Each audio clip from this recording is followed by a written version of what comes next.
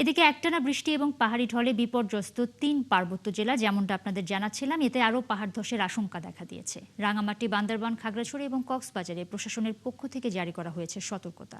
পাহাড়ের ঝুঁকিতে থাকা পরিবারগুলোকে সরে যাওয়ার জন্য মাইকিং করছে প্রশাসন। পাহাড় ধসের কারণে রাঙামাটির সাজেক এবং বান্দরবানের কেওক্রাডাঙে আটকে পড়েছে বহু পর্যটক।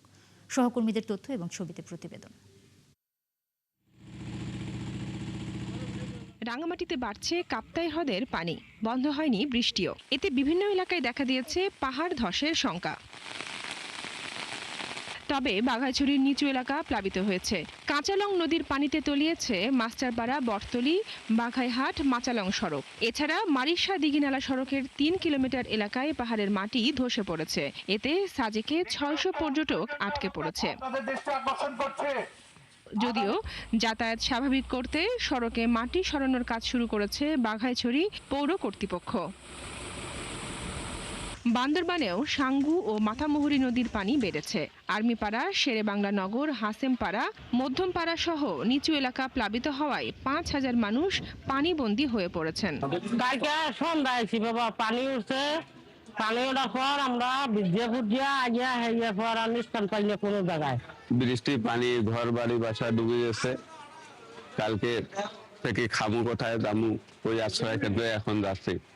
এছাড়া বগালে কেওক্রাডং সড়কের ৩০০ ফুট ধসে যাওয়ায় আটকে পড়েছেন পর্যটক। তবে নাফাকুম ও রেমাক্রি এলাকা থেকে ৯৮ জন পর্যটক ও ট্যুরিস্ট গাইডকে নিরাপদে থানচি এনেছে প্রশাসন।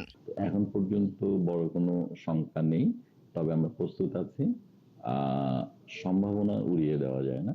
৯ তারিখ পর্যন্ত যেহেতু আবহাওয়া দপ্তর বলেছে যে আরো বৃষ্টিপাতটা বেশি হতে পারে, যদি এটা ঘটতেই থাকে তাহলে হয়তো আমাদের আরো বড় সিদ্ধান্তের দিকে যেতে হবে। কক্সবাজারেও বৃষ্টিতে চকরিয়া, উখিয়া, রামু ও কুতুবদিয়া মহেশখালীর নিচু এলাকা প্লাবিত হয়েছে। ধস হওয়ায় প্রশাসনের পক্ষ থেকে জারি করা হয়েছে সতর্কতা। কক্সবাজারের জেলা প্রশাসক আব্দুল মান্নান জানিয়েছেন, অতি বৃষ্টির কারণে এইচএসসি পরীক্ষা স্থগিত করা হয়েছে। আমরা এইচএসসি পরীক্ষা কক্সবাজার জেলার বন্ধ আছে, ইন্টারকোটা চিটাং বোর্ডের বন্ধ করা হয়েছে আজকে এইচএসসি পরীক্ষা। পাহাড়ে যারা আছে তাদেরকে সরাই নেওয়ার জন্য গত ৪-৫ দিন ধরে মাইক করতেছি। আমাদের ম্যাজিস্ট্রেটরাও, উপজেলা প্রশাসন, জেলা প্রশাসন সবাই মাঠে আছে। তাদেরকে সরাই নেওয়ার জন্য আমরা আশ্রয় কেন্দ্র যেগুলো আছে সেগুলো খুলে দিয়েছি, তারা যেন ওখান থেকে আশ্রয় কেন্দ্রে যায়। খাগড়াছড়ির দিঘি নালায় মাইনি নদীর পানি বেড়ে দেখা দিয়েছে জলাবদ্ধতা। এই যে এখন পানি উঠতে তো আমাদের ক্ষেত এগুলা সব তো নষ্ট হয়ে গেছে। প্রতি বছর আমাদের বন্যা হলে আমাদের অনেক ক্ষয়ক্ষতি হয়। ৪-৫ দিন ধরে বৃষ্টির কারণে মনে করেন এই ক্ষেত খোলা ডুবে গেছে, আমার ঘরে দুয়ারে পানি। সেখানে পাহাড় ধস ও বন্যায় প্লাবিত মানুষের জন্য ১৩৫টি আশ্রয় কেন্দ্র প্রস্তুত করেছে প্রশাসন। তবে বৃষ্টি কম হওয়ায় চেঙ্গি নদী ও আশেপাশের ছড়া ও খাল থেকে পানি কমেছে। বনশ্রী হালদার, ৭১।